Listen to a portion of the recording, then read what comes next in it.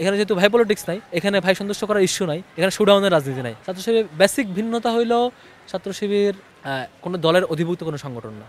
এখানে কোনো দলের কেউ এসে অমুক কমিটি ডিজলভ করে দিলাম, অমুককে পদস্থগিত করলাম, অমুককে পদ দিলাম, এই অ্যানাউন্সমেন্ট কেউ করতে পারে না। ফলে এখানে ভাই পলিটিক্স নাই, ভাইয়ের পেছনে ঘুরতে হয় না। যেমন আমি প্রোটোকল নিয়ে ঘুরছি না, আমাদের ঘোরার প্রয়োজন হয় না। ছাত্র শিবিরের কোনো সভাপতি, কোনো দায়িত্বশীলের কোনো সিনিয়র অথরিটিকে খুশি করার জন্য কাজ করতে হয় না। বরং কারণ হচ্ছে কমিটি এখানে অ্যানাউন্স করে অধীনস্থ ম্যান পাওয়াররা তাদের পরামর্শ ভিত্তিতে ডিজলভ করে অধীনস্থ ম্যান পাওয়াররা, সেখানে ভাই পলিটিক্সের সুযোগই নাই। এটা মেন কাজ আর কি, মেন পার্থক্য। এর বাইরে শিক্ষার্থীরা মানে এখানে যেহেতু ভাই পলিটিক্স নাই, এখানে ভাই সন্তুষ্ট করার ইস্যু নাই, এখানে শোডাউনের রাজনীতি নাই। এখানে শিক্ষার্থীদেরকে আগামীর জন্য রাষ্ট্রের ভালো নাগরিক হিসেবে তৈরি করার জন্য ভালো তৈরি করার একটা কম্পিটিশনে শিবির ভালো কাজ করে। বাকিরা ওইভাবে অনেক বেশি করবে বলে আমরা বিশ্বাস করি। এখানে তো আমাদের কমিটি এটা হয়েছে জানুয়ারিতে, আপনারা জানেন নিঃসন্দেহে। এখানে আসলে সিগনেচার দিয়ে কমিটি দেওয়া এই কালচার দরকার হয় না আমাদের। এখানে পদের রাজনীতি মুঠেও নাই, পদের প্রতি কারো আগ্রহ নাই, লোভ নাই। শুধুমাত্র দায়িত্ব সভাপতি সেক্রেটারি বাকিদের সাথে পরামর্শ করে একটা দায়িত্ব বন্টন করে দেয়, দায়িত্বটা সবাই নিয়ে একসাথে পালন করে। সবাই দায়িত্ব থেকে আরও পালাতে চায়, দায়িত্ব প্রতি আগ্রহ দেখার সুযোগ না। বরং শিবিরে দায়িত্ব প্রতি আগ্রহ দেখার সে উল্টা ডিসকোয়ালিফাইড হয়। এই কালচারে শিবিরে নাই। শিবিরের কালচার হচ্ছে সবাই নিজেকে দায়িত্ব থেকে মুক্ত রেখে মানে শো আপ থেকে নিজেকে মুক্ত রাখতে চায়, বরং সে নিজেকে রেডি করে জাতির জন্য যতটুকু কাজ করতে পারে, এটা শিবিরের কালচার।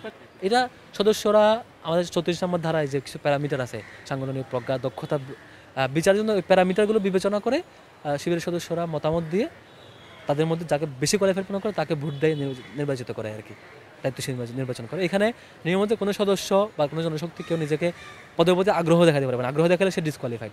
আবার সবাই এখানে প্রার্থী, সব সদস্যরাই প্রার্থী। এর মধ্যে সদস্যরা যাকে নির্বাচিত করে সে দায়িত্বশীল হয়। সদস্যদের ভোটে সভাপতি মানে দায়িত্বশীল নির্বাচিত হয়। আর এখানে কোনো সদস্য আবার ক্যান্ডিডেটও হতে পারে না। সব সভাপতি এখানে এটার জন্য কোয়ালিফাইড পার্সন। আর যে সদস্য তো অধিক সংখ্যক যিনি মতামত পান, সবার কোয়ালিটি বিচারে তিনি আমরা আমাদের সাংগঠনিক প্রস্তুতির একটা স্বচ্ছতার চমৎকার একটা প্র্যাকটিস আমাদের মধ্যে আছে আর কি। 15 বছরের বয়ান এখন যারা বিশ্ববিদ্যালয়ের শিক্ষার্থী, তারা নিঃসন্দেহে আগামী পিরিয়ডেই পড়াশোনা করছে, বিভিন্ন ক্লাসে পড়াশোনা করে বড় হয়েছে। তাদের মাথায় একটা চিন্তা শিবিরের ব্যাপারে ছিল, কারণ তাদের ফেসিবাদের এই বয়ানের কারণে। কিন্তু এখন এসে আমাদের আত্মপ্রকাশ পরিচয় সামনে আসার পরে এই বয়ানটা ভেঙে গেছে। কারণ আমরা তো শিক্ষার্থীদের সাথে অলমোস্ট অল টাইম ছিলাম। শিক্ষার্থী আমাদেরকে ডিপার্টমেন্টগুলোতে চিনে, হলগুলোতে চিনে, অন্য জায়গায় চিনে।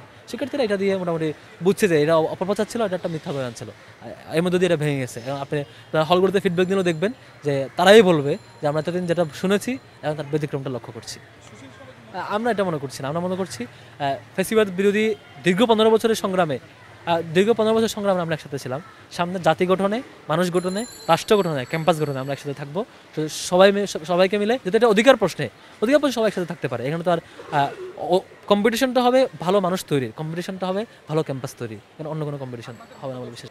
আমরা আমাদের থেকে আমরা সবসময় অধিকার প্রশ্নে এক থাকতে চাই। বাকিটা ওনারা কী পলিসি নিচ্ছেন এটা ওনারা ভালো জানবেন আর কি। আমরা কোনো দলের মধ্যে পার্থক্য না করে শুধুমাত্র ফেসিবাদে যারা সহযোগী ছিল তারা ছাড়া বাকি সবাইকে নিয়ে আমরা ক্যাম্পাস গঠনে, ভালো পরিবেশ গঠনে সবাইকে সাথে নিয়ে কাজ করতে চাই।